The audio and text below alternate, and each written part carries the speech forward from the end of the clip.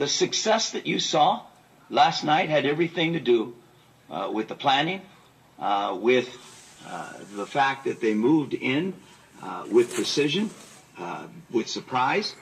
That guaranteed what you saw last night. And again, I think I saw a lot of your coverage in real time. I think that was the finest display of restraint and of, of an arrest of that number of people that I've ever seen.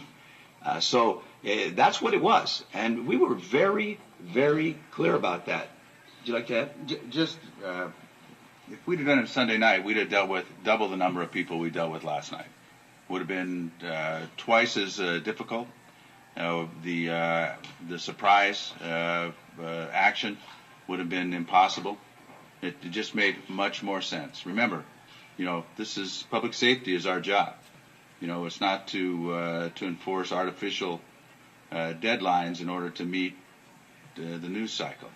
It's my job to make sure these things get done as safely as possible. And the mayor and I were very clear on Friday that 12:02 was not the time of enforcement, that we would enforce the law when it made the most sense. And that's what we did. With no due respect. I like that. That's the way you say it. With no due respect.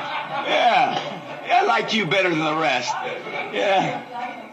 Okay, so you obviously had some criticism early on about welcoming the folks to come out and have their First Amendment right. Do you have any regret about that decision and what ended up unfolding in the last 60 days and where we are at today when we wake up and look at that site and we find out what's there? With no due respect, I'm under criticism virtually every day. I couldn't be prouder to be mayor of the city.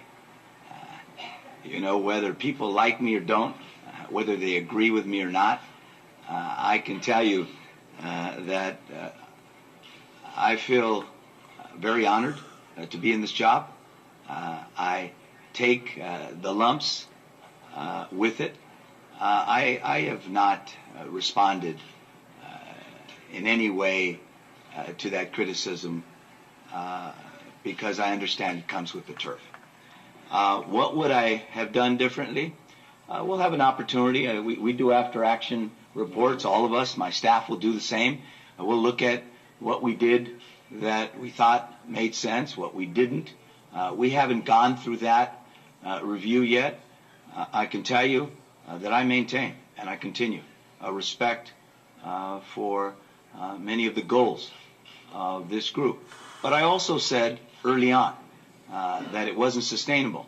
And I remember saying to a couple of you, even though I may agree with someone's goals, when you enforce and support the First Amendment, you got to enforce it for people that you don't agree with. And that's why I thought that was the other reason why this wasn't sustainable. We've got to provide the access to a much broader group of people than the people that were just there at the park.